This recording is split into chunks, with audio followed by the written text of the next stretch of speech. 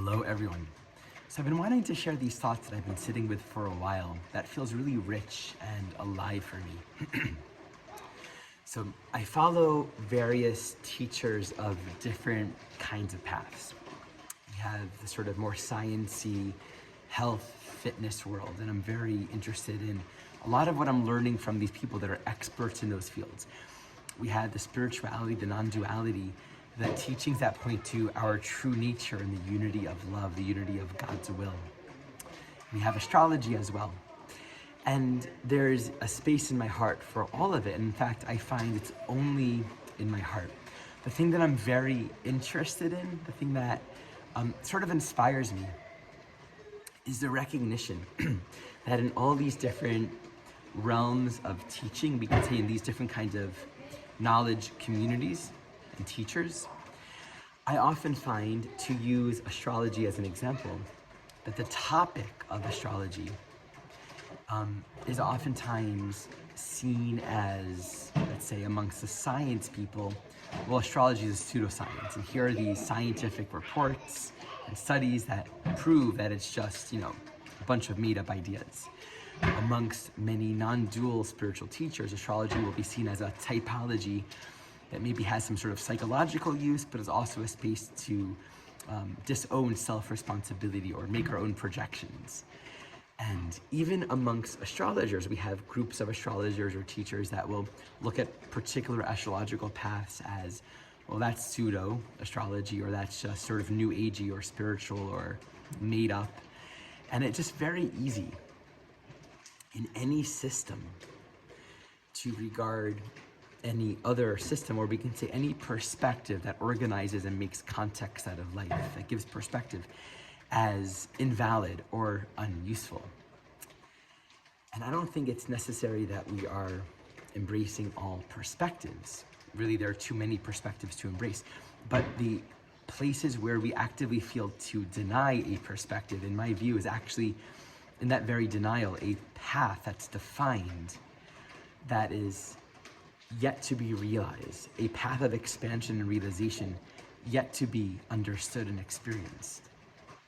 For me, learning so much from these different teachers and these different paths, and then kind of seeing where astrology that is so alive and real and relevant for me is easily just disregarded, where for me it's incredibly intuitive and alive, opens my heart into a deeper appreciation that, one, I can't look towards anyone and really expect or look up to them to hold an all-encompassing understanding of reality.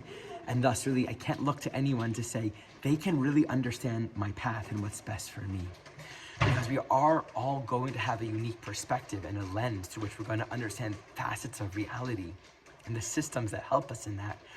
And where certain teachers and systems and paths help us in certain ways, but really don't get it in other ways, it's inspiring because it just points me back to a fundamental empowerment, which is, in the end, I do need to look within and make these choices and decide for myself and depend upon my own inner guidance. This is something that we all learn when we look towards these different paths. And as someone that's deeply devoted to spiritual practice and just the ongoing realization of what's true, essentially, it's helpful to look in the ways astrology can be easily disregarded, right? And then to say, no, I have a real experience of it being useful in the ways that it has been for myself and many others. And so it again validates something that only I could validate for myself. There's another dimension that I want to share that I really appreciate. We can look at transits. I'm going to be doing this event this week on what we're calling game-changing transits, which are these big events that happen in our life. And I find it interesting because a part of my own inner practice is, in a sense, not giving a lot of power and attention to these big events, right? Like, I see it's very easy for a lot of people, in a sense, maybe unconsciously, to give a power away to these transits, as if these transits do something to us, right? Like Mercury retrograde, or finding the right day or the right timing for something, as if a certain day will be a bad timing for it. It's a way of looking externally that I don't resonate with. And that's different than recognizing there's a flow and a rhythm to things But we also can't get it wrong. What's meant to be will be, and what's not meant to be will not be. Right? So I look at these events as simply pointing to where certain energetics are present and unfolding in our life. And it's true, we can look at a Pluto square Pluto, or this year Pluto square in the nodes, or a significant Saturn return, for example, in our own life, or Saturn square. And we can recognize, yeah, these are very defined periods where certain phases of development are occurring.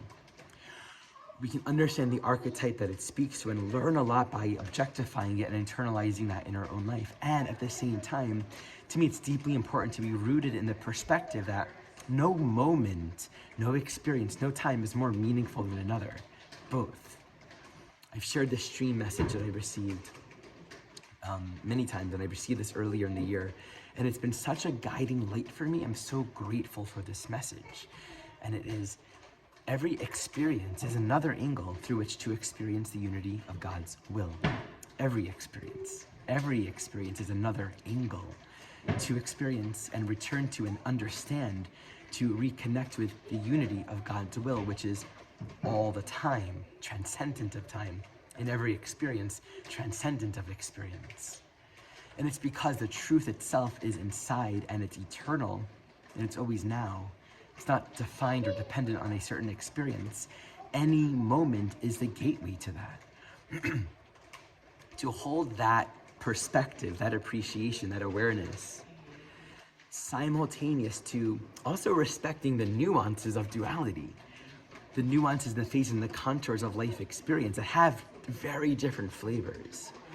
And to open up to the unique invitation of each different angle that it's offering to us, but to use it and orient to it all in the same way. How is this seemingly big transit or this seemingly small transit all pointing to the same learning?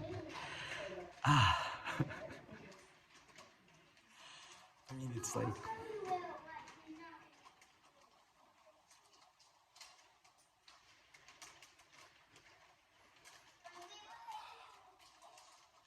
to remember that, for me, it's devotional and it's healing. It's healing. Easy experience, hard experience. A transit, let's say we're not an astrologer or we're not a student of astrology or we don't know a lot, right? And what's this transit mean? I don't understand it, right? Or I understand. It's like, understand, don't understand.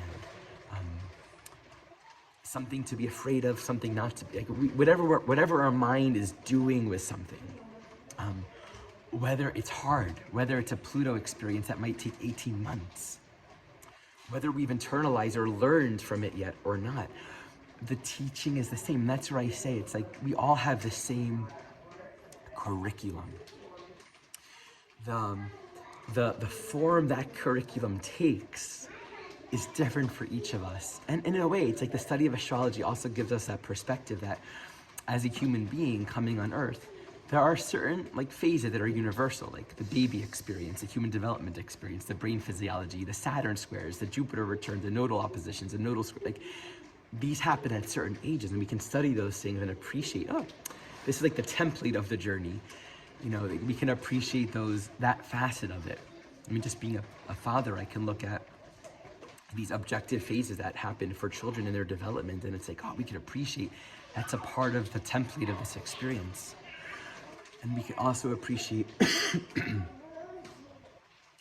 that embedded within all of that is something deeply holy, deeply sacred, deeply worthy, deeply important, deeply universal and consistent throughout all experiences. And to see that for ourselves, to recognize that in one another.